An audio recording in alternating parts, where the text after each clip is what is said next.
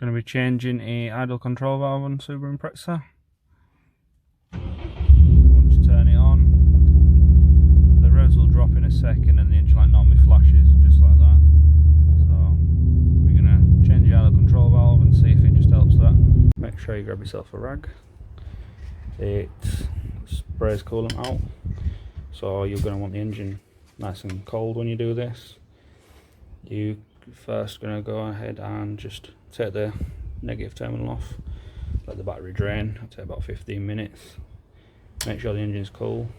You can then go ahead and unplug it, and it is just 2 screws.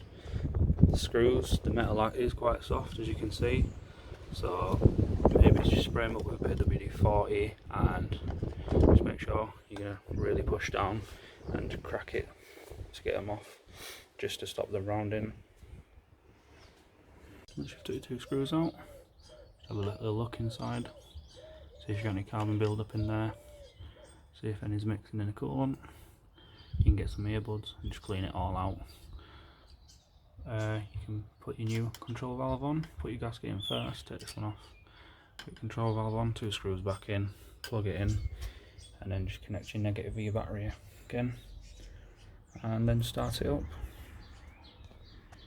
Just started it up, as you see it's stone cold.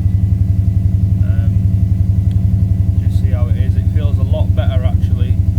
Just wait to see if the revs drop after a minute or so. The car's not shaking anymore currently, so hopefully it's fixed flashing engine light ahead. And it's warmed up now, and it's still no engine light flashing.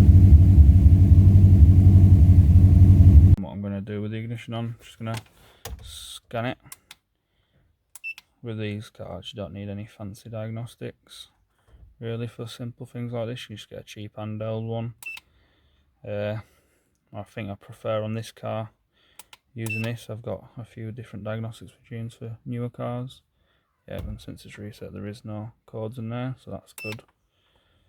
I'll just race anyway. It's just a bad habit of doing that, but seems to have fixed it.